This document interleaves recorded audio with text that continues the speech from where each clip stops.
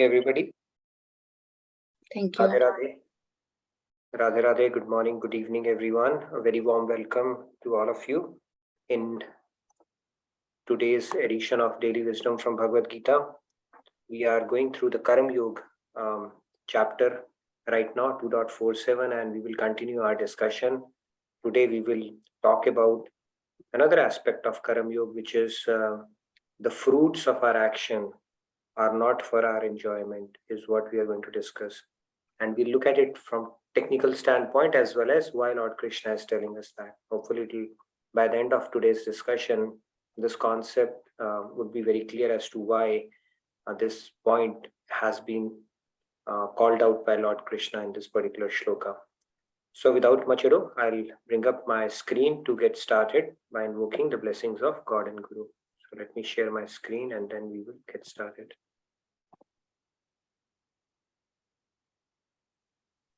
Okay, are you able to see my screen? So that's good. Yeah, no, we are able to see the slides. It's not in the presentation mode though. Yes, I will make it in the presentation mode. Okay, we should be all set now. Okay, so we'll get started by through our opening prayers like we always do.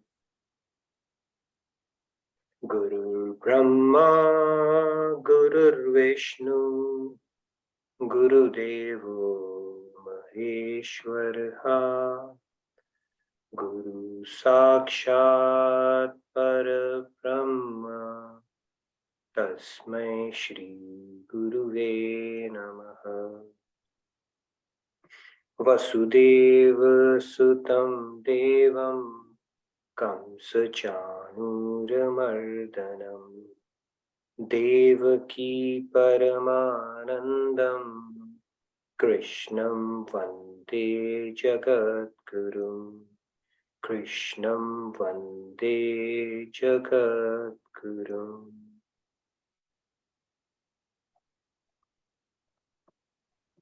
Radhe Radhe, good morning, good evening again, all of you. So let's get started with the shloka and we'll take a few volunteers and then we get into the topic of our discussion today. Karmanyavadhikaraste ma phaleshu kadachana ma karma phalheturvhu ma te sangostva karmani. Right? Do you have any participants who want to volunteer for that? Yeah, I see a couple of hand raised. Sure, let's take your hands. Sudarshanji, Radhe Radhe, please go ahead. Radhe Radhe, Sudarshanji. Radhe Radhe. Oh, now we know who is Sudarshanji. No, I think the next name would be Chakra, if I were to guess that. Yeah, Sudarshan and Chakra, yes. No, next one is Panchajanya. Oh, Panchajanya. Oh, yes, we can see Panchajanya. Yes. All right, Panchajanya, please go ahead. Karmanyevadhikaraste ma phaleshu kadachana ma karma phalhetudhu ma te sangostva karmani. Radhe Very Radhe. nice, Sudarshanji. Radhe Radhe. Sandhya ji, Radhe Radhe, please go ahead. Radhe Radhe, Sandhya. Radhe Radhe. Karmanyevadhikaraste ma phaleshu kadachana ma karma phalheturvhu ma te sangostva karmani. Wonderful, very nice, Sandhya. Okay. Rahulji, Radhe Radhe. Yeah, please go ahead. Radhe Radhe. Radhe Radhe, Rahul. Karmanyevadhikaraste ma phaleshu kadachana ma karma phalheturvhu ma te sango swakarmani. Very nice, Rahul. Thank you. All right, do we have, I can Yes. see. Yes, Dineshji, Radhe Radhe, please go ahead. Dineshji, good to see you. कर्मण्येवाधिकारस्ते मा फलेषु कदाचन मा कर्मफलहेतुर्भुः मा ते संगोऽस्त्वकर्मणि. Radhe Radhe. Radhe Radhe. All right, we have 3 more hands. We can cover all of them. and then we get started. Yes, Surya Prakash ji, Radhe Radhe, please go ahead. Surya ji. कर्मण्येवाधिकारस्ते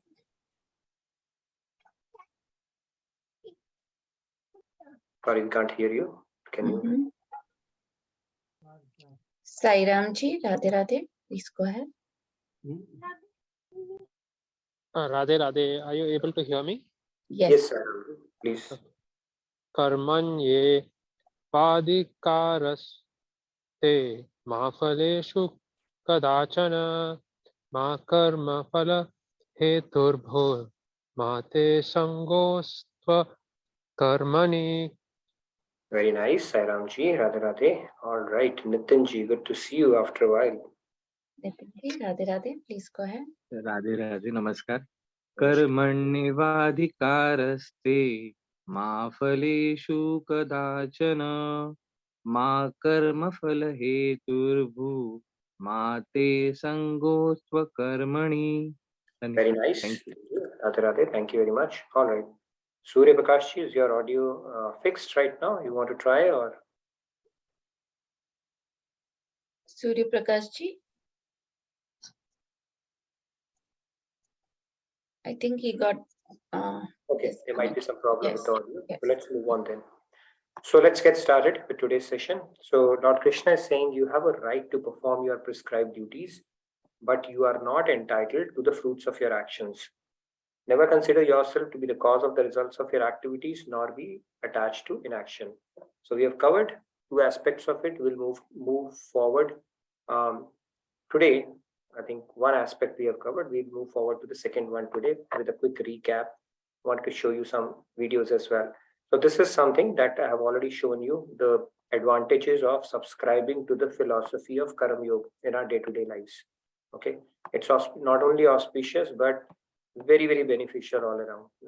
Whichever walk of life you are in, whether you are a student, whether it comes to managing relationships at work, home, and in addition to that, it helps us elevate spiritually as well. Right? Sarveshu Kaleshu Ma Manusmar, that philosophy, we start subscribing or practicing that when we practice Karm Yoga. Right?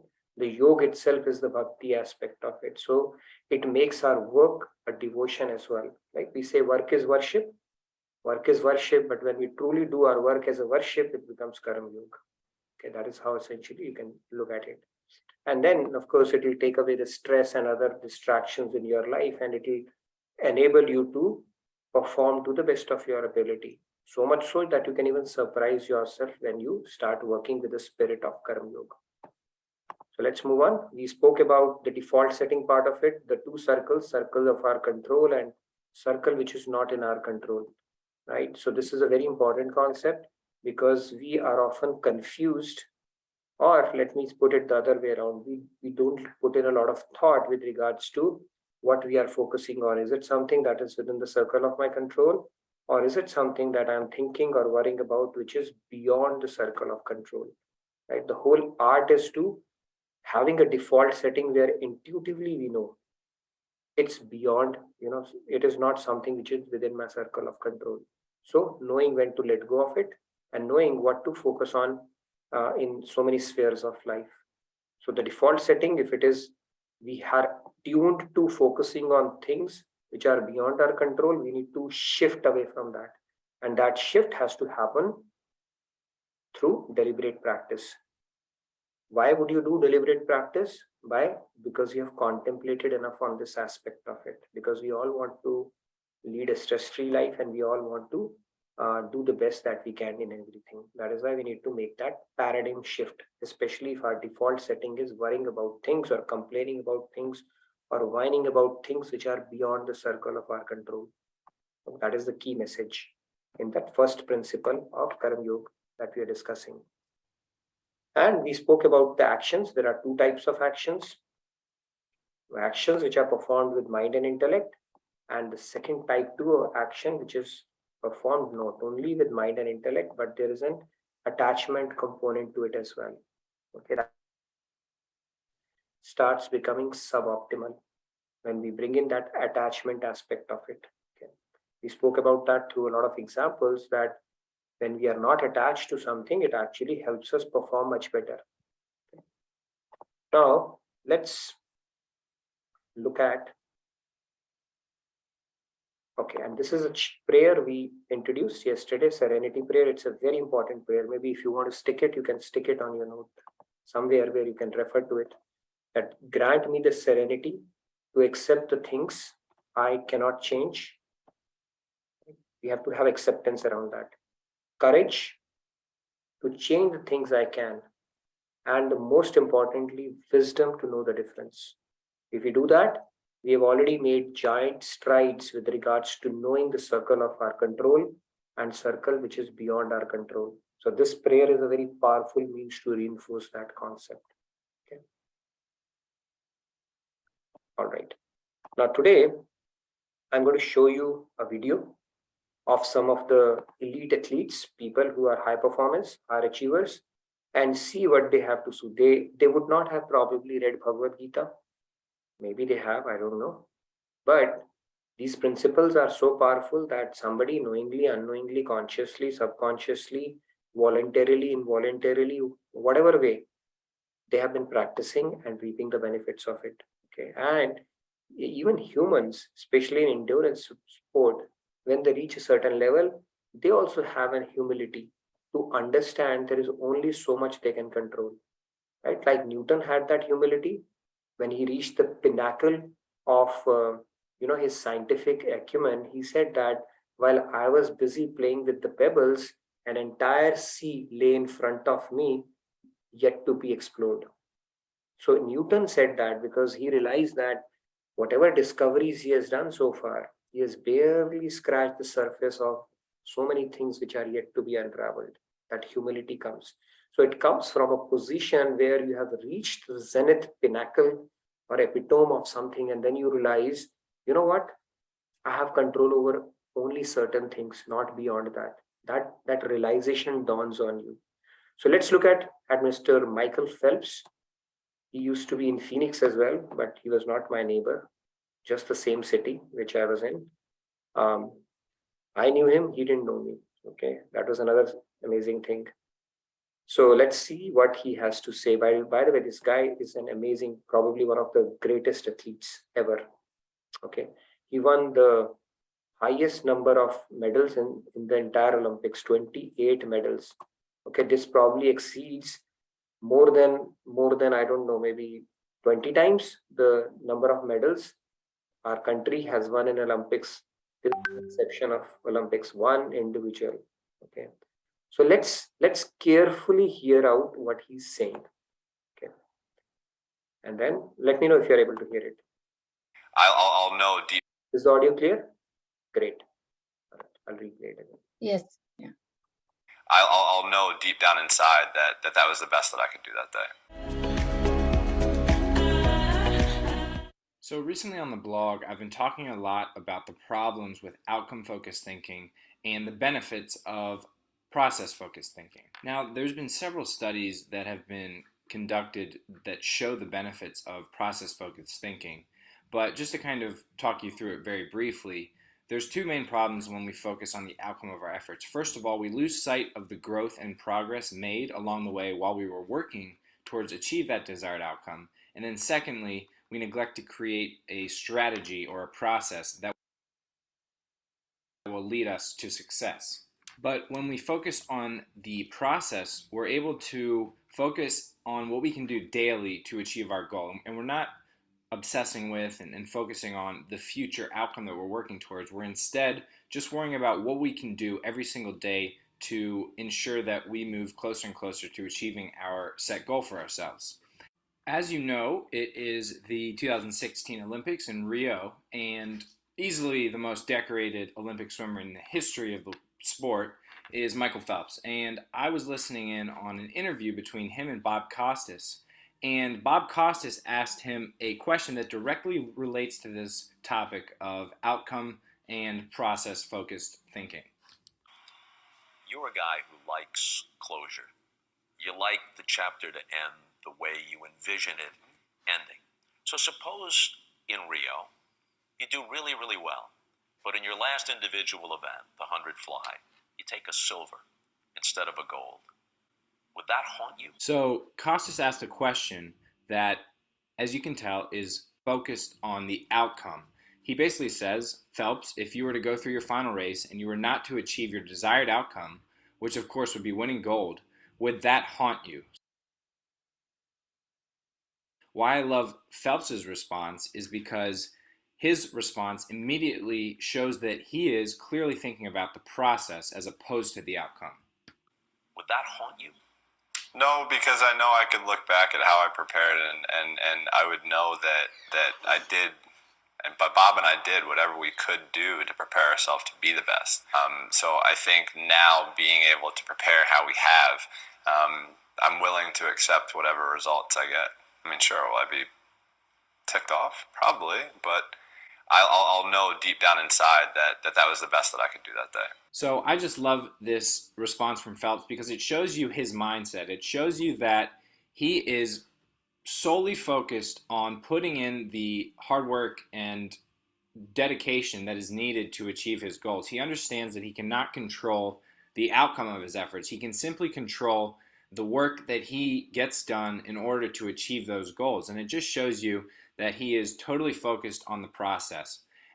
So just to kind of wrap things up, as we've learned today from our homeboy, Michael Phelps, when you are working towards a goal, all you can do, all you can control is putting in the work needed to achieve your desired outcome. So focus on that, focus on the process that is required to achieve your goals, and trust that if you put in the hard work, it will pay off. All right, I wanted to show you one more, maybe a couple more videos. Let's look at it from another one of the sportsmen who's one of my favorites. Okay, and I can bet on it. This guy has derived a lot of inspiration from Bhagavad Gita. And if somebody meets him in person, especially if somebody lives in Ranchi, you can ask him that, and he will say yes. Okay, because some of the things that he says, I have heard a lot of his interviews. It's not possible that he doesn't derive inspiration from Bhagavad Gita. And let's hear him out. What if this happens? What if we don't win the game? What if we don't get selected? But again, worry about the controllables, and whatever the controllables are, we take care of it. Is the audio clear, or you want me to increase? Okay, good. Just want to make good. Yeah, it's good. We'll get the desired result. If we don't get the desired result, we'll improve. We'll change our plans, we'll execute better, and we'll get a chance to prove ourselves again. So, that's what it is. Thinking about the result never gives you result. Yes, you may have a target in mind, but what is more important is to take care of the small steps in life, what needs to be done, what I am supposed to do, what extra I can do, and that will help us achieve that. All right. I wanted to show you one more of a quick video to illustrate the same point. Just give me a sec. So hope you're getting the point, what some of these people are talking about. And it simply goes on to illustrate the point that I'm trying to make, that Lord Krishna is saying basically in Bhagavad Gita as well, that focus on the process part of it, not so much on the result outcome. And when you do that, one of the natural consequence of that is the results. Your odds of getting a favorable results increase manifold, because what you are doing right now is you are performing to the best of your ability without putting unnecessary pressure on yourself. Michael Phelps, I just loved his interview. He said, even if I win silver in my last race, see, these are Olympians who train for gold. Anything less than gold for them is a failure. Okay. So this guy was asked, in your last race, if you, despite your best preparations, you go on to win a silver, he said, still I will have no regrets, because that was the best we could have done. So that's an mindfulness or awareness about their own abilities as well. What is best they can do, right? This question may come up. Do you need to set goals? Of course, he has set a goal there. Then the second question comes, how would you know how much hard you need to try? If you're already predisposed to accepting whatever may the outcome, then you will not perform well. That means you should have an awareness about what is how best you can really try. And that would intuitively, you'll be guided around that, right? If you were to be fatalist, purely relying on destiny, then Thomas Alva Edison, he wouldn't have tried 400 times before actually truly discovering an electric bulb. That means something was propelling him to continue to retry. So these skills, they develop over time, where you have an awareness about yourself. You have an awareness around how hard you can go, and then you have a humility and acceptance around, okay, fine, this is the best I could have done, I have to accept it. So that is the state we need to get. The problem starts happening when we start thinking about the results, future-centric focus more than what is it that you control at this point in time. So hopefully you're able to drive home the point with a couple of videos. I had another one for Dhoni, maybe I can show you later. So let me, just give me a sec. I think I may be able to do that. Just one more video I wanted to show you, and then we move on to the next one, the next concept that I wanted to talk about today. Just give me a sec. Yeah, so hold on. Let me share my screen again.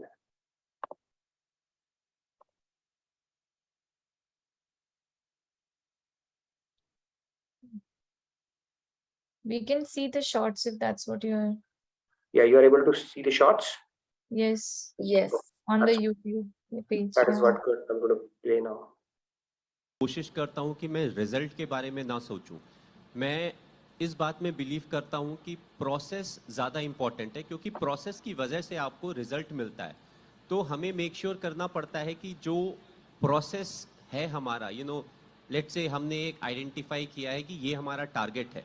सो एक long term goal होता है, एक mid term goal होता है, but हमारे लिए सबसे important होता है जो एक इमीडिएट गोल होता है, that short term planning. And हमने किस तरीके से प्लानिंग की है, हमने किस तरीके से उस प्लान को एग्जीक्यूट करने की कोशिश की है. रिजल्ट के बारे में सोचने से आपको रिजल्ट नहीं मिलता है. आप जब जो कंट्रोलेबल चीज़ें हैं उसके बारे में ज़्यादा ध्यान देते हो, छोटी चीज़ों में ज़्यादा ध्यान देते हो, तो मोर ऑफन देन नॉट आपको जो रिजल्ट मिलता है वो आपके फेवर में मिलता है. नहीं, मैं हमेशा कोशिश करता हूँ. Okay, I hope you got the point. Let me get back to our presentation. Are you able to see my presentation now? Yes. Yeah. So I'll get back to the next part of it. So yeah, I think this point we have really talked at length. So hopefully just making sense, and it clears the doubt in our heads around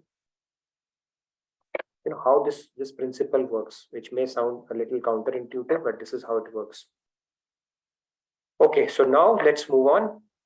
So we spoke about these 4 principles, and we've been talking the first one. Today we move on to the next one. The fruits of your actions are not for your enjoyment. Okay, what does that mean?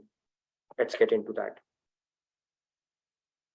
So let's get to the hierarchy here, back to our hierarchy. You see the Purusha, Prakriti, this whole chart. Who's the ultimate cause of all these causes? The Purusha, which is the God himself. He glances at Prakriti, and then Mahan, Ahamkar, and everything unfolds from that. Okay. Now what happens is, soul tries to insert itself here. It is actually Purusha's creation. Now soul, when it tries to enjoy the Prakriti, right, that's where it gets entangled. Now if you look at it, it's actually Purusha who's the creator. Okay. And we try to insert ourselves and try to become the enjoyer of this entire material creation. That is where the binding karma start happening. Let's look at it from another angle, just to drive home the point. Okay, if this thing is becoming a little confusing here, what I'm trying to say here is that Purusha is the supreme enjoyer, but as a Jiva Atma, we have inserted ourselves and trying to enjoy it, which is an unnatural position in the place of enjoyment. How? Let's look at it through another angle. I think this example would build more context here. Let's look at our constitutional position. Okay, this is the body, gross body that we have. Now gross body is energized by the soul. It is a Shakti of gross body. So when we say we seek happiness, who seeks happiness? The soul. The soul is seeking happiness, right? Now the body is trying to get the happiness for the soul. That means the body is serving what actually is the boss of the body itself. Okay? So soul is the boss of the body. So body's constitutional position is to serve the soul. That's what the body does. I hope the concept is clear.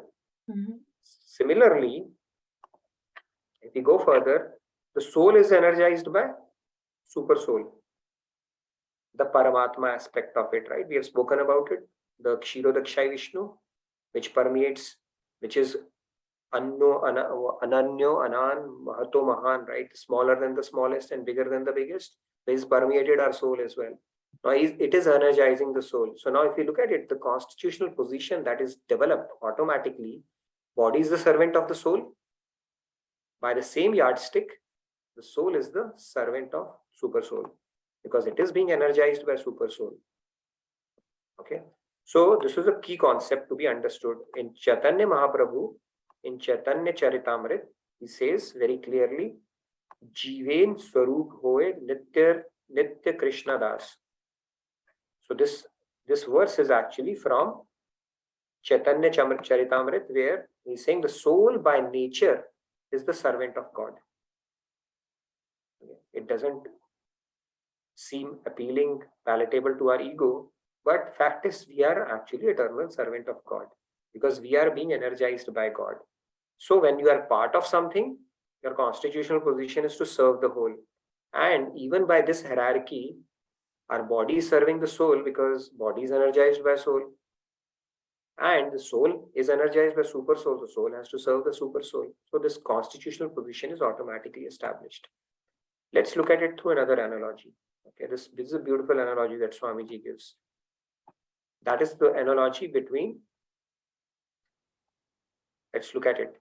So the soul is a fragmental part of God, right? Mame vansho jiva loke jiva bhuta sanatana. Lord is himself saying that in Bhagavad Gita. Now God is the master of all creation and everything, moving, non-moving parts are his servants. Just because he is the master of the universe, everything else, their constitutional position becomes that of a servant. And this material consciousness, everything that we see here is energized by God only. And he is the proprietor of all. And hence, he is the supreme enjoyer. Not only the owner, creator, but the supreme enjoyer as well. And so everything in this universe is actually serving God. Even Maya is serving God for that matter. It is a Sevika of God which is pushing us towards its master. So we are also servant of God. It's in giving that we shall receive. This concept has to be established. And the analogy that Swamiji gives, beautiful analogy, that is of a hand and a stomach. Okay, that's hand and stomach. If hand thinks that enough of feeding this stomach doesn't do anything, and I'm going to sever or cut myself from this stomach and exist on my own, will it survive? It will not survive. It's in feeding the stomach, the hand automatically gets the nourishment that it needs. And that is the relationship we have with God as well. It's in the service of God, we receive what we need. The Yogic Shame concept that God talks about, it happens when we serve him, when we surrender to him. He starts doing the Yogic Shame.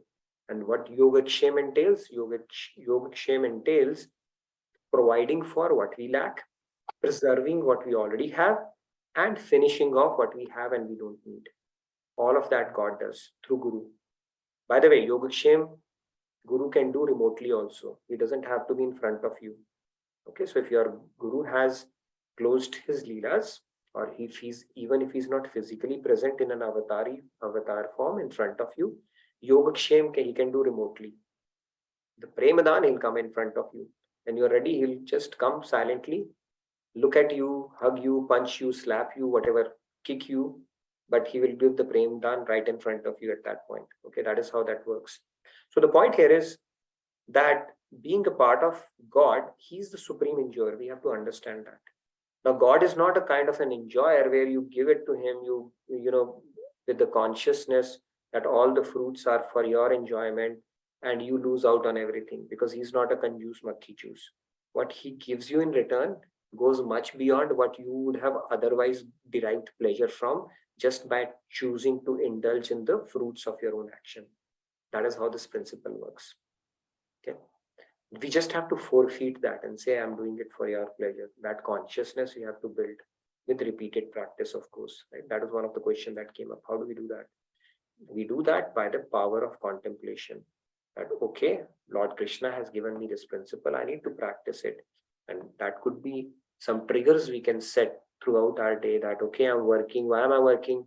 Whatever that trigger is. Put Krishna in front of you, God and Guru. Okay, they are both my protector and my witness. I'm working for your pleasure. I'm not going to take unnecessary pressure because I want to give up this motivation behind this work, that I'm doing it to the best of my ability for your pleasure, and you only know what is best for me. So that has to be deliberate. Through deliberate practice, we have to build that consciousness. Right? And how do we do that? Fruits of, see, the sense of proprietorship that we have over our actions, that is also a state of a conditioned mind. Very simple example of Shivaji and his guru, Samartha Das, I believe this was his name. When he was walking by, Shivaji saw his guru begging in a bowl. And he said, okay, my guru is begging in a bowl and I have this entire opulence. What use it is if my guru has to beg? So he goes and says, puts a slip in his bowl and says, my entire kingdom is at your feet, in your service now. So Guru looks at it and smiles. He said, I'm anyway a monk. And by the way, I beg not because of myself, I beg so that I give an opportunity to people to do the seva. Right? But now that you have offered this kingdom to me, okay, it belongs to me. However, I give it back to you, not as an owner, but as a trustee. You run the kingdom as a trustee, not with a sense of proprietorship that you are an owner. So the Shivaji continued to rule. What changed? His consciousness changed. Previously, he was ruling it thinking of himself as a king. Now he's doing it for the sake of as a custodian or simply a trustee, right? Not as an owner. So changing that consciousness doesn't take a much time once we start understanding the bigger principle. So previously we are working so that I can enjoy the next promotion and go out for that long vacation. Or, people will say, now I have become a VP or a president. Now you're doing all right. I'm doing it for the pleasure of God. So whatever he desires, if I can earn more, I'll give more. Or if I can upskill myself, I'm going to serve to the best of my abilities, God and Guru. So it's just a tweak in the consciousness. Nothing else is what God is asking for here. And even otherwise, we are eternal servants of God. So the sooner we have that realization and start aligning to that principle, the better off we'll be. Because Jive Swarup Hoye Nitya Krishna Das. We are anyway his eternal servants. And that is why Seva is important, because Seva enables us to start building those sanskars ground up. If you don't do Seva, you simply do sadhana, that Nitya Dasta aspect will not start getting established. That is another reason why Seva is important. Because Seva is all about something more than, where you take yourself away from being the center of the world. It is about something else, right? Not for something for your own sake. All right, so let's move on. We looked at videos as well. So what does God, offering fruits of our work to God mean? Why does God need it from us? Anxiety. Rahul had created this beautiful one. So if we don't do that, we get this tea, which is a tea which comes with anxiety, right? And what happens when I enjoy the fruits of my action? Okay, you get anxiety. That's what happens eventually. It's just a matter of time before you start building anxiety, because your endeavor for any work or the efforts that you are putting in are motivated by your self-interest. Okay, not in the spirit of sacrifice that, okay, God, it is for your pleasure. So it's just a matter of time before you become nervous, anxious. What if this fails, that fails, a lot of work, this work, that work, boss is not cooperating, deadlines are not being met. Okay, I'll miss out on the promotion, bonus, all that stuff. So anxiety, it's a recipe for anxiety when you become the enjoyer of your fruits. Okay. Furthermore, let's look at this concept a little more. What are the different things that happen? When you have a tendency to ride or enjoy the fruit of your actions, it will take you deeper to the material world. Because you're enjoying, you're trying to ride that emotion, it will tell you, okay, there is happiness in this world. Okay, first consequence of it, unintended, which you would like to avoid. Furthermore, it will take you further away from spiritual life, peace, and happiness, because anxiety is a matter of time. Right? The moment you have chosen to write that happiness, you've already dug a well for yourself for the other extreme. Third thing, binding karma. We have spoken about it. You have already accrued a binding karma because you were motivated by your self-interest. Enslaved mindset. Your mind has become even more enslaved. That was an opportunity where you have actually empowered your intellect, but you chose to empower your enemy, which is your mind. What else? Not sustainable. This mindset will finally lead to misery. Our experience is telling that, right? And hankering is an eternal enemy and self-destructing. It infects our psyche with indelible impressions that haunt us far beyond our present lifetimes. It becomes a mindset which continues to haunt us across lifetimes. Right? Chit, subtle body, is something we carry. So if we walk out of this life with a firm belief that, you know what, I did not get happiness this time around, but next time I'll get it. This time I did not get it because so and so and so and so things did not go as per my plan. Now it has already left an indelible impression on your chit, which is going to accompany you in next time. God, like an indulgent father, will give you another opportunity. He'll say, be my guest, try it out again, my son. And this time, if you get happiness, then I'll be happy for you. But that doesn't happen. And this lifetime, next lifetime, we'll build 3 more desires. And then again, we'll walk away, say, all right, I almost crack it. God said, all right, repeat again. Then again we come, and this circle continues. Living on 99 continues, because the basic premise that material world will not give us the happiness that will satiate the divine soul, that concept does not become pakka in our head. Okay.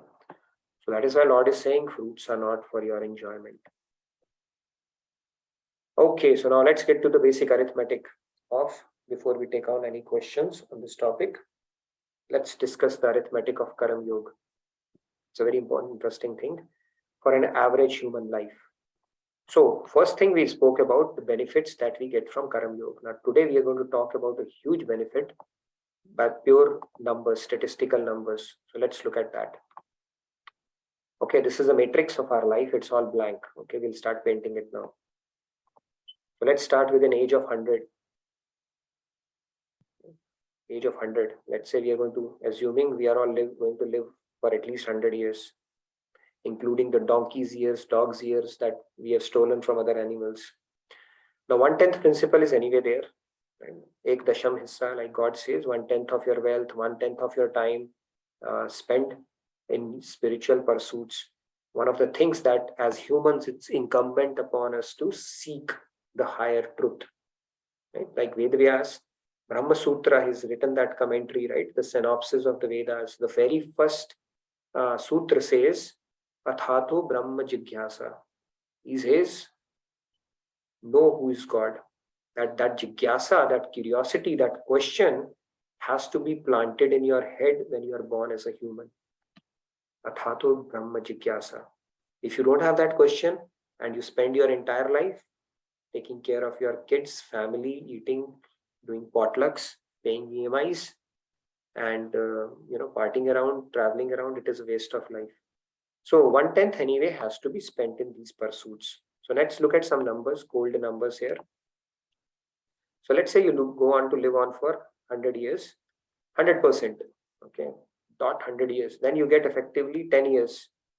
10 years which you can perfect devotion, or 10 years where you can put in spirituality and hope to complete your journey to God realization. Okay, and now if you say, let's say 75, then you have 7.5 years. So some people might be putting 20%, 30%, that is different, but I'm just going by the simple rule of 10%. If we were to follow that right from the word go, it's a different matter as a child, or until we establish ourselves in our life. God is not in the picture for most people. Some people, they get that opportunity early on in their life, but most don't. So I'm just taking it a conservative estimate here, that if you do on an average 10%, that much time we typically have in a life.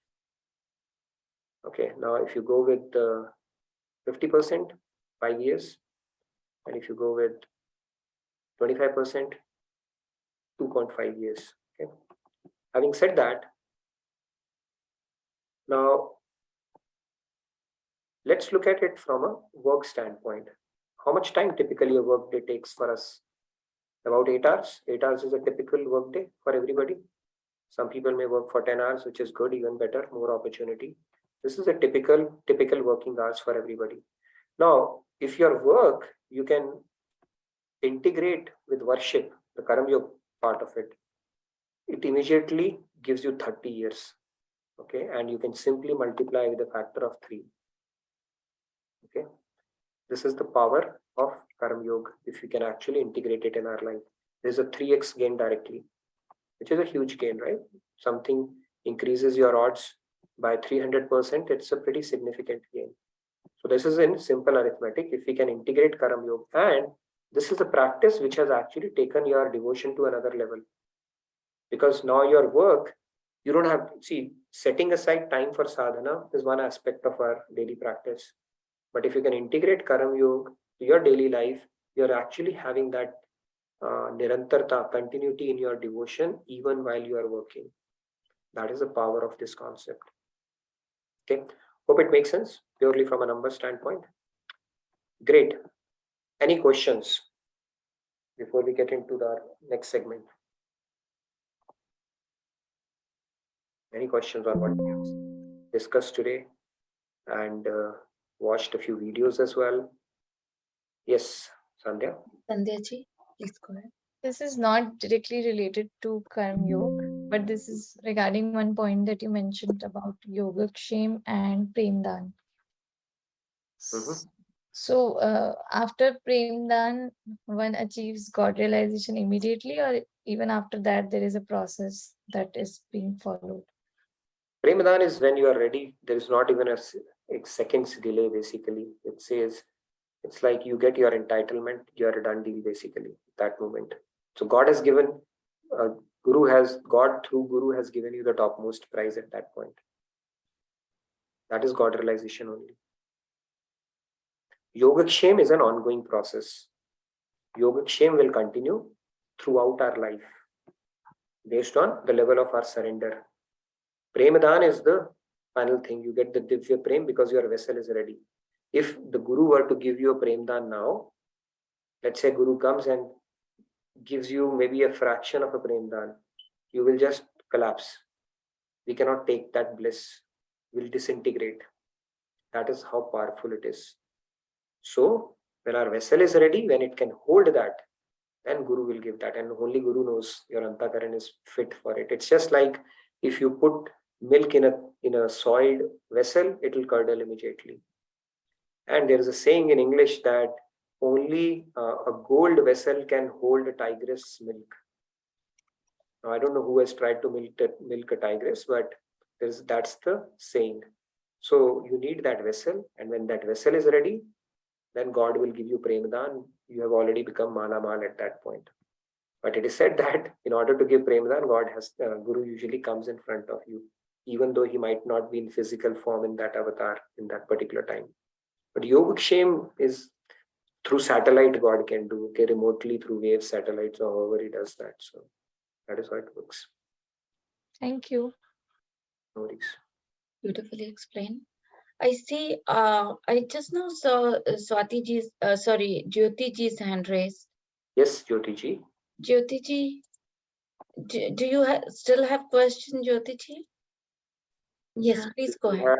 Very difficult questions these days. Yes, Jyoti, go ahead. Nitin ji, I think everyone has got this arithmetic, but I have a little bit of maybe I missed the point. So how did you get this 10 years? Is it because 10% we need to give to God, or how 10 and then how it's 30? I think I missed that point. Okay, so 10%, there's a 10% rule in our scriptures, which says it is said that when kids, it's in mother's womb, right?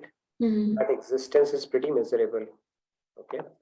So at that time, the soul prays to God and take me out of this, and but this time I'm going to break all the records and devotion, just take me out. And God said, all right, at least 10% will you do this time? He said, sure, why not? Okay. And 10% is basically when you are giving me an opportunity to become a human, I'm going to give 10% of my life, my time to your cause, or to make spiritual progress. And whatever I will earn, it's like somebody is a beggar. Okay, somebody is a beggar and he has nothing, no means. And that beggar, he comes across a billionaire. And that billionaire says, okay, let's strike a deal. The beggar says, okay, what's the deal? He said, all right, I will give you whatever you need in life. I will set up a business for you. I'll give you all the resources. But I just have one condition. Whatever you earn out of that, give me 10%. 90%. You will take it with both the hands. What a wonderful deal to begin with. Same thing with God. He says, all right, take me out of it. God says, I'll provide you for everything is provided to us by God, right? Our faculty, through which we think, we walk, we talk, we work. We basically impress our bosses and earn our salary. All that is provided by God. All is saying 10%. And that too also not because he needs it, to purify yourself. So 10% rule is there. So I'm going by simple numbers, rule of heuristics. So if somebody is supposed to live for 100 years, that means 10% rule means he has effectively 10 years to realize God or to complete his journey in this lifetime. 10% of 100 is 10. Similarly, 10%, 10%, 10%. What I'm trying to say here is that if we mix Karm Yoga, devotion in our work also, that means we have added 3% more, 300% more, 3 times more. Because typically we have an 8-hour work day, right? Assuming we work for 8 hours. I mean, I work for maybe 5-6 hours and 2 hours I sleep, but I'm talking about an average person. So that is the kind of an arithmetic. I hope it makes sense. Yeah. Thank you, Nitinji. Radhe Radhe. No worries. Radhe Radhe. I saw one more new hand raised. Ashutosh Shakyaji, please raise your hand again. Radhe Radhe. Ashutosh ji. Let me see if I can find him. Yeah, let's find. Oh yes, Radhe Radhe, please go ahead. Radhe Radhe मेरा sir प्रश्न sir वो sort out हो गया। मेरा यही था कि मतलब ये 30 इयर्स है, मतलब ये क्या था, मतलब ये स्टैटिक्स नहीं समझ में आया था। अब आपको आपके प्रश्न का समाधान हो गया? यस सर, हो गया। आप कहाँ से हमें ज्वाइन कर रहे हैं? सर कानपुर से। कानपुर से, very nice. Thank you sir. धन्यवाद। Please keep coming and love to hear more from you. By the way, in Kanpur, there is a story from Kanpur dogs. Okay, when the lights are out and one dog starts barking in Kanpur, by the way, in Palampur or for that matter, any other pur also it will happen. But this joke was originally from Kanpur. So when one dog starts barking, all the dogs in that vicinity or in that gully or in that postal code, they start barking as well. Why? Because they have firm faith that my friend is barking for a good reason. Okay, there must be somebody, that is why he's barking. So they accompany him, they join him. So they trust him basically that he's barking for a good reason. They are not laughing or asking him to stop to laugh, bark. Okay, even in animals, that level of trust is there when something is done by one of them. But in humans, multiple saints have come and told us that we don't agree. Okay, we don't join them or actually believe or have trust in what they are saying. Okay, so anyway, it reminded me of that joke. So many people have come and told us this concept, saints after saints after saints, but we still don't have faith that they have come and said the same thing so many times. Right? We still need a lot of intellectual convincing, kintu, parantu, and all that stuff.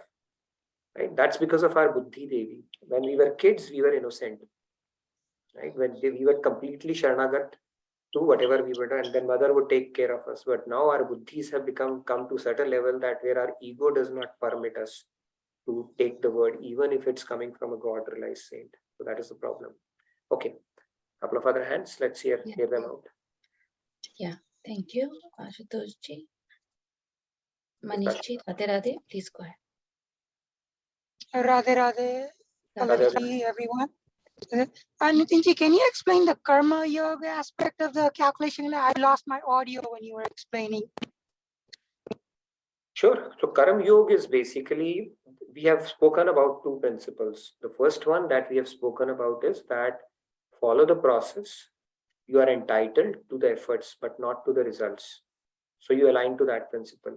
The second principle we spoke about, that the fruits of your actions are not for your enjoyment, which is what we did today. Tomorrow we are going to talk about you are not the doer. Okay, it's a very interesting question, because if we are not the doer, then there is a saying in Hindi, Bhagwan ki marzi ke bina patta bhi nahi hilta. And then there is a concept of free will. How do we reconcile this paradoxical concept? So, Manishi, to your point, if we align to the Karm Yog principles that Lord Krishna is talking about, that focus on the process, not on the results. Second is that you basically, the fruits of your actions are not for your enjoyment. You are not the doer, and don't be attached to an action. If you follow these principles, then your work becomes worship. Okay, you are Right. right. So if you do that, if your work becomes worship, then the time that you are spending from a spiritual, now your work is no longer secular, it has become devotional.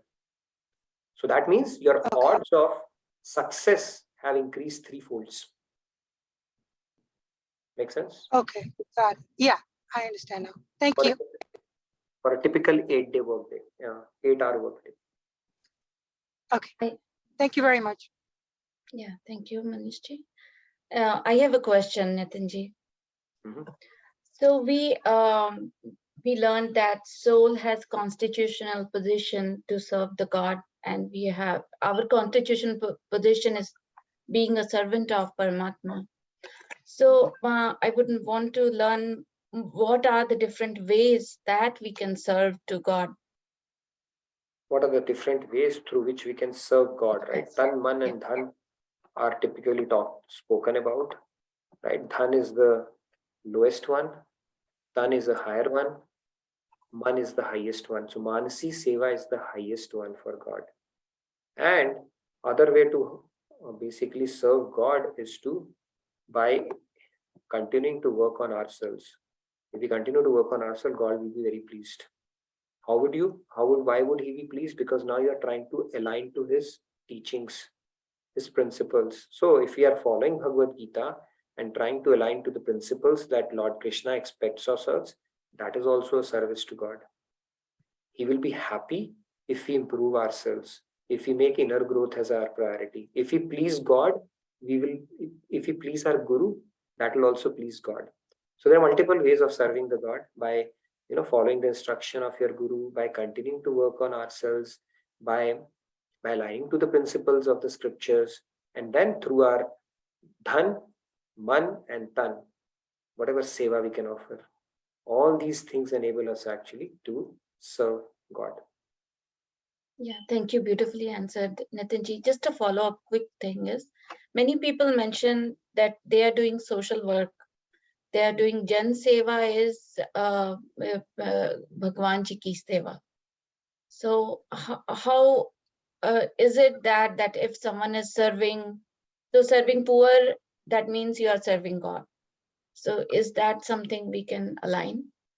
It's a good question. So yes, serving poor or helping people, doing charity, donating your eyes, donating whatever you want to donate, it is a noble sentiment, but yet not perfectly directed.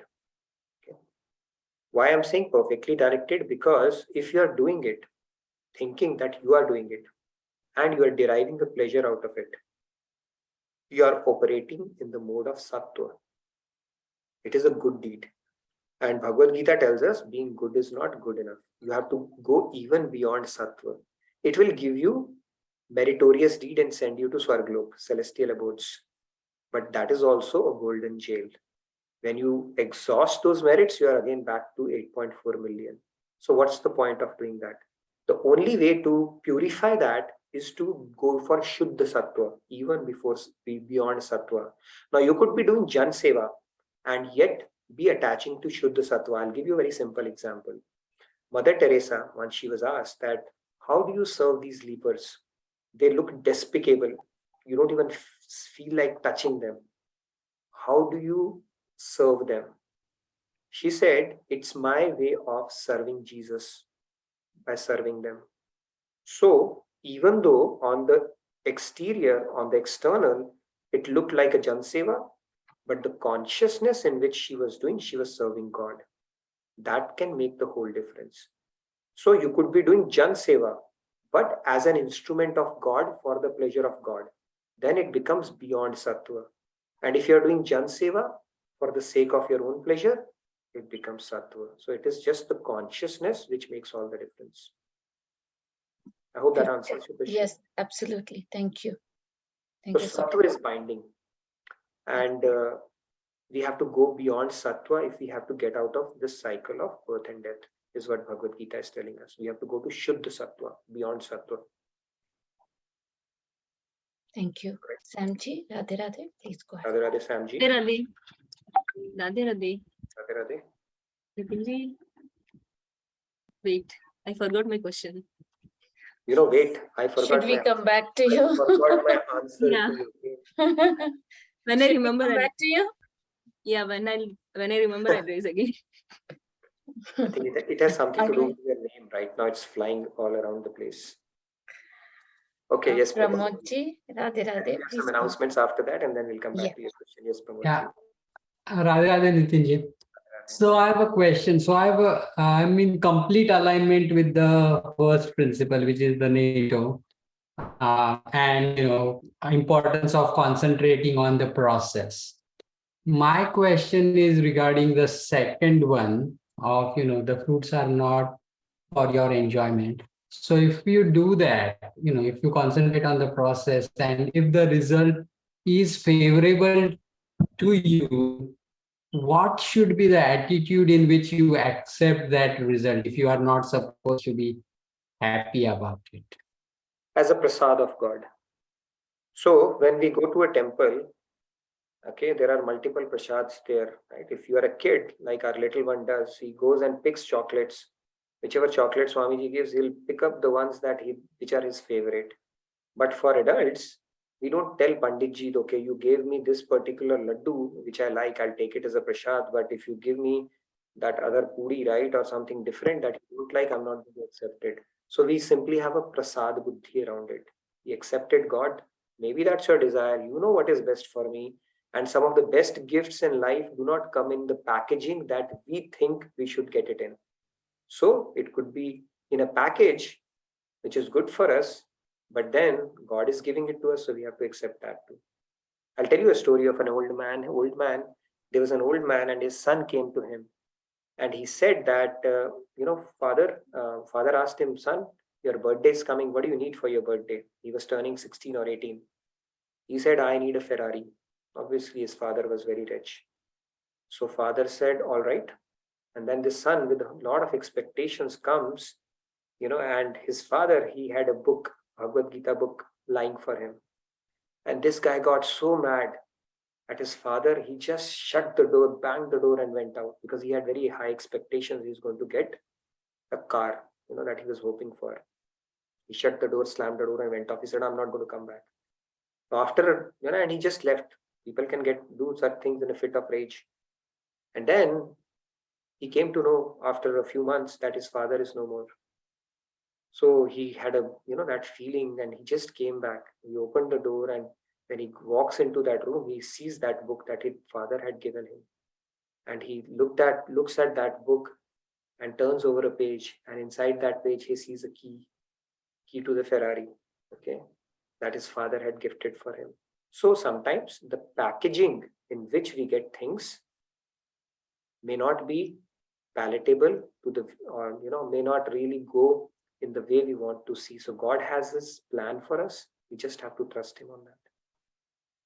So even if results don't go well, maybe he has something better in store for us, or maybe he wants us to try hard. We just have to think it that way. I will tell you my story. I couldn't make it to one of the IIMs, which I was trying really hard for. Okay, got shortlisted for an interview, couldn't make it. Very disappointed at that point. But when I connect the dots back and look back, that was the best thing that happened.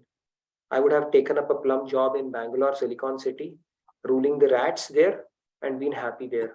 Because of that, I came to US, did my master's in one of the most reputed colleges here, global management, much better than what I would have done there.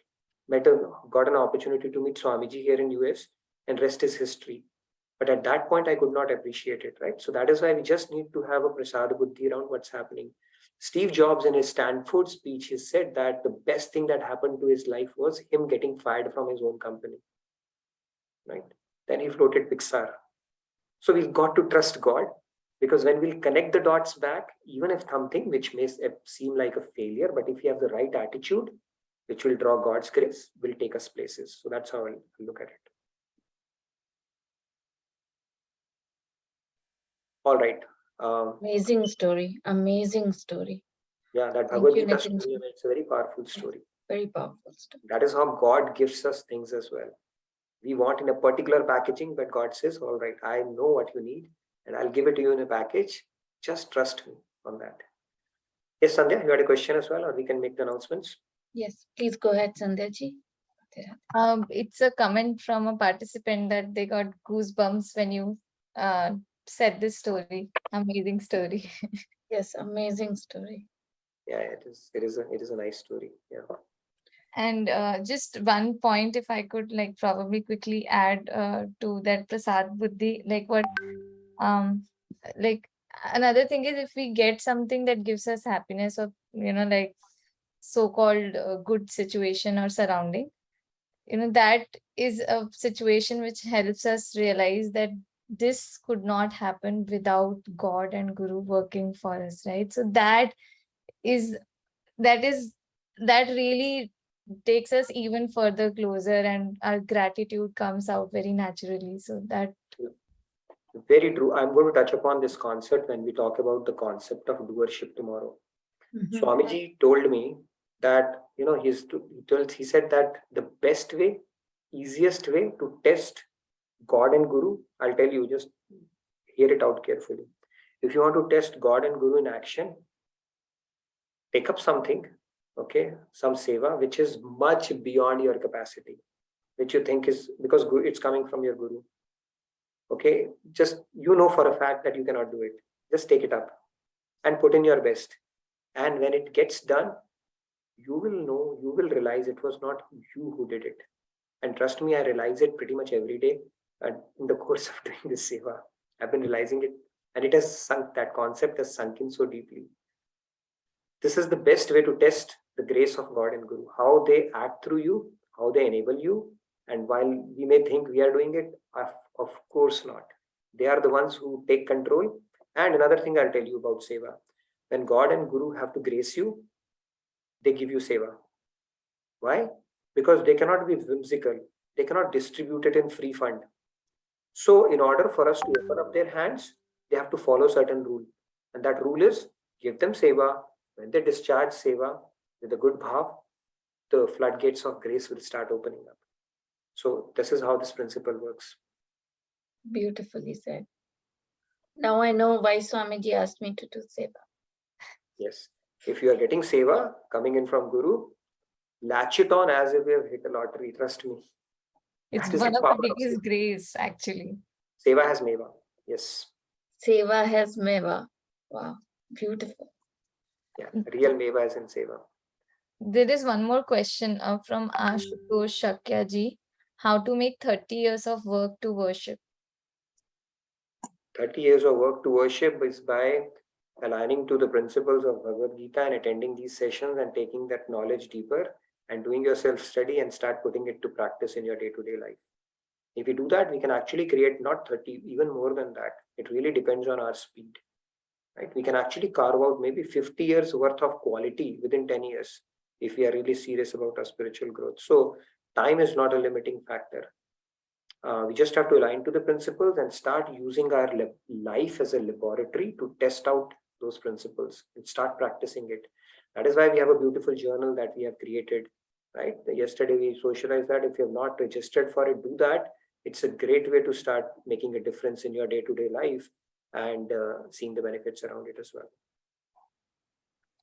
I think we can make announcements about Maharajji's thing, and then we'll take Levaniji's question. Let's make the announcement. I'll go ahead with the announcements. So one of the most important announcement for today is the Jagat Guruttam Shri Kripalu Ji Maharaj Centenary Year Celebration, which will be on the auspicious occasion of Sharad Purnima from October 6 to October 9. So it is online as well as in the temple.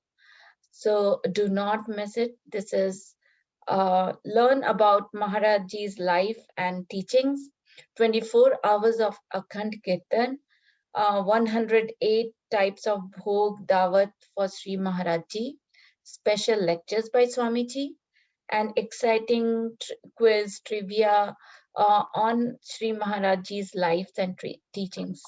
And we can participate, express our gratitude and devotion to Sri Maharajji as well.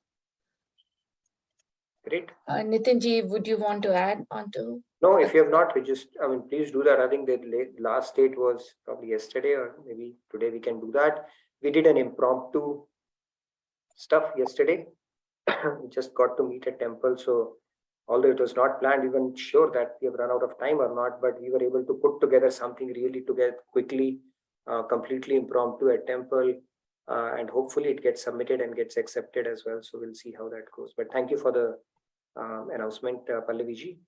Do check out the online offerings that are going to happen, the program. And I look forward to seeing you during the quiz section part of it, which hopefully I'll continue. I'll probably coordinate as well. So, but do check I'm going to post all the links in the chat. Sure, please do. And do fill out the feedback tracker as well if you have any question that you didn't get a chance to ask today. Yes, Levani ji, you had something?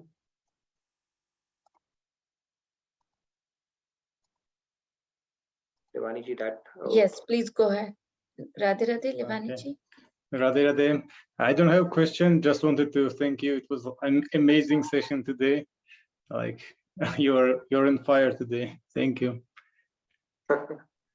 You turned off your camera while saying I'm on fire. No, it happened by mistake. It was an amazing session. Yeah, I thank know. you. It just brought out, I think, a few good stories and stuff like that. And that is where I'm telling you, Maharajji is in action. Okay, Swamiji Maharajji, they are in action. They know which story to bring in when. I have no clue about how it comes. Okay, but yeah, I also had goosebumps. Thank you. Oh, it's my pleasure. Yes, Panchjanji, Sudarshan ji has reminded. I think you've gotten your question back. Okay, please go ahead, Panchjanji. Panchjanji, and then we can have a devotional segment after that, maybe one or two, because we are running over already. Yes, Panchjanji, please go ahead. Radhe Radhe Nitinji. Actually, since you are talking about Seva, so I got one question. Means like if we get opportunity to do Seva and somehow we miss it, so that means we are that much pati that we are not able to do any Seva offered by Guru. Good. Yeah, that's a good way to see that. In fact, devotee is never satisfied even doing Seva. Right? They have that Seva Vasana is always increasing. They will always feel I can do more kind of a deal. But yeah, if you get an opportunity to Seva, latch on to it, especially if it's coming directly from your Guru. In whatever way we can support their cause. Great point. Thank you so much. Yes, Sudarshanji. Please go ahead. Yeah, Nitinji, yeah. When you are saying Tan Dan Man Seva, the best Seva that we'll be doing is aligning ourselves with the instructions of Guru, right? Doesn't that come under Man Seva? Because accepting the restrictions also has to be done through surrendering intellect and accepting. True, your man has to be convinced, right? First of all. Yeah. So yes, if your man, because your body would come into, your man has to be convinced first of all. So then you start offering your seva in through different means. Right? So Mansi Seva is basically when you are completely surrendered your intellect. But when you start doubting, right? Does it make sense? Does it not make sense? Or you start bringing in your own perspective to that. This is how it should be done. How it should be done. Then you are not fully surrendered there, right? So Seva also has different levels around it. And over time, it grows on us, basically. So that complete nishkamta would come towards the end. But your man, when your man is there, the tan and dhan will automatically come. Right? But you could be doing seva from dhan and tan, and yet your man might not be completely engaged. So man is the highest. Okay. Yeah. Okay. Man is highest. It will come at a very later stages, basically. Because now you are basically getting to the principles of surrender, right? Your buddhi and starts aligning with that, and then automatically rest of the things have to follow where your man is. Okay. Yes, Arun Yes. Vishwanathan ji. Vishwanathan. Yeah, Arun Vishwanathan ji. Radhe Radhe, please go ahead. Radhe Radhe, can you hear me? Yes. Yeah. Hello. Yeah, hi. It's my first time attending it actually. I've been attending the videos usually, but I don't get to attend in person because of the time the time clashes. So I try to make it. Yeah, just have a very basic question. I don't know if it's a silly question. So I understand the Shravan concept where we, try. I don't know if it's already been answered before, but so Shravan is basically listening the glories of the Lord or listening to the different pastimes and all that. And meditation aspect of it also, I'm able to understand in the sense maybe Rup Dhyan meditation or something like that, where you try to just focus on the personal form of God, so you can shut your mind from other things. I have a question about the contemplation aspect. So what is the exact purpose of contemplation? So for example, right, there are some times when we listen to some of these stories or we listen to some of these concepts, some of them intellectually make sense. Some of them don't actually sit on the intellect right away. We have some doubts sometimes, like I don't get the logical thing out of this, but I accept this, assuming this is the way it is, right? For example, I mean, some aspects of karma yoga and everything, it makes sense, you're serving God and all those things. But, sometimes some stories or some leelas or anything that we hear sometimes, intellectually, it won't sit in us right way because of the material energy of the way the mind is. So what is the job of contemplation, or what do we do during contemplation? What is the aspect of that? Like, what is it supposed to do? Or how is it supposed to benefit us? So contemplation, I'll try to take maybe an example to drive home the point. Contemplation is thinking deeply about something to take it deeper, right? So that gyan starts becoming vigyan, right? That knowledge starts becoming a wisdom or applied knowledge. For example, when a cow is grazing grass, right? It is, I think in biology, biology teachers can tell it better. It has, I think, 6 stomachs. So it takes the grass and takes in one and then chews again and another and chews again another. And that is how it completes the complete chewing and digestion process. Similarly, contemplation is like ruminating. That process is called rumination, I think, by cows. Okay. It is called ruminating over that knowledge, mulling over it, thinking deeply about it until it starts sinking deeper. For example, all of us have heard that we are a soul. In India, especially as part of growing up, this concept is very common. But has the knowledge sunk deeper in us? If we are a soul, what does it mean? Right? What are my duties as a soul? The duties that I'm doing at the periphery of my body, are they truly catering to my soul? How does it change the dynamic of my lives? What impact does my thought have over it, if at all any? Now we are thinking deeply about this question and then making necessary adjustments in our life so that it's truly beneficial for us. If I am a soul and I'm getting upset, I cannot let go of things. I have a bad temper. I envy people. I get bitterment and resentment for people. I'm not able to let go of attachment to the fruits of my action. Is it beneficial for my soul? And if it is not beneficial for my soul, can I do something about it? Now we are taking this knowledge deeper, right? Because I'm truly believing in that. That is called contemplation. Newton contemplated upon a falling apple, and he contemplated so much that he said there is some law which is governing this fall. We just look at falling apple; it has to fall down. Where else will it go? And end of the story. Newton thought so deeply about it. That is the power of contemplation. He thought so deeply about it that he came up with the law of gravitation. That is called Chintan. So it is taking that knowledge deep. Okay, I am this. Now, what does it mean?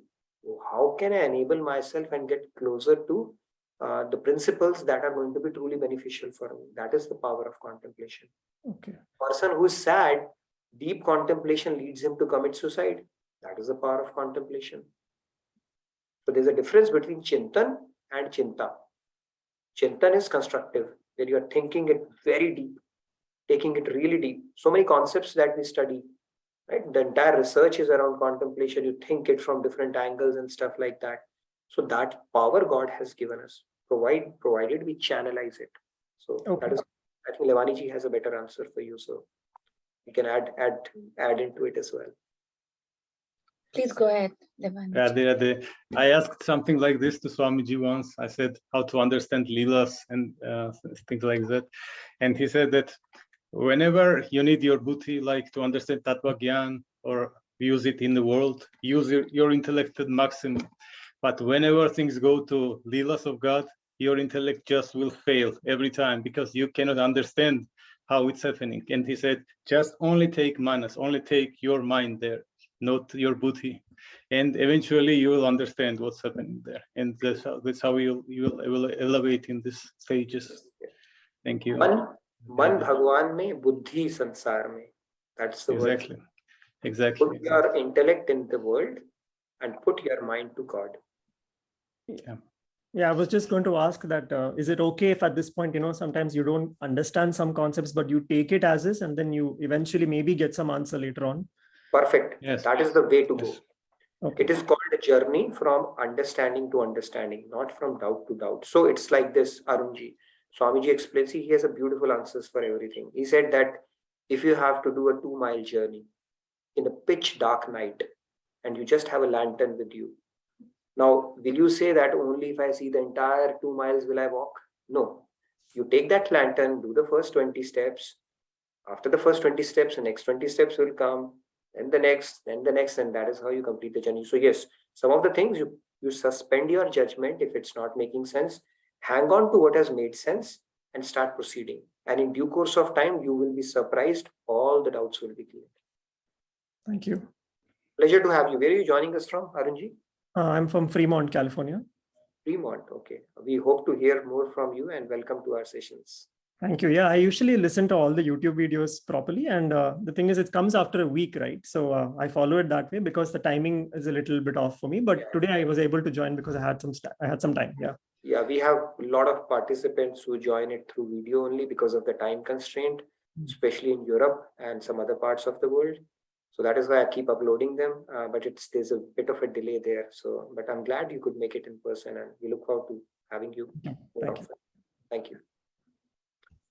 Yes, Sandhya ji. Yes, Sandhya ji, please go ahead. I just wanted to add for Arun Vishwanathan ji that he could also consider reading the daily summary at the community portal, like at least the same day or next day he will get the information about the session. Okay. Absolutely. Yes. Thank you. Yeah, the one at the JKO the website, right? Yes, yes. Okay. The JKO community portal. Yeah. Yeah, I can post the chat link as well in the chat link. We have a very enthusiastic team which is spearheading that social media initiative, and they put very nice summaries and Instagram posts and so much of other stuff. And we have a beautiful tracker also that they have created. We'll talk more about it probably tomorrow or day after, that you could use as a resource to start working on things that you really want to work on, so a lot of resources available from that standpoint. Great. We come to the end of today's session. I believe we are a little over. So if we have maybe devotional segment for maybe 1 or 2, we can do that to wrap it up. If Payalji or anybody is around, Sandhya, you want to sing, we can maybe have 2 or 3. And that way we can wrap up our session. But great, I think it was a very fascinating, engaging conversation. Tomorrow we talk about the concept of doership, free will, and all that stuff, which can be confusing for people. So we'll look at that session. I see a couple of hand raised, still Himani ji and Ramya ji. Yes, Himani. You want to sing today? Yes. Wonderful. Please go ahead, Radhe Radhe. Go ahead. Okay, so this is the song Bol Radhe. I heard it like Swamiji sang it on Apple Music. So yes. Please and I was okay.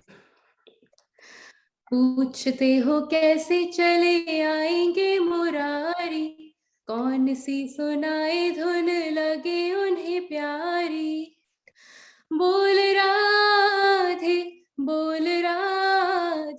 चले आएंगे मुरारी, बोल राधे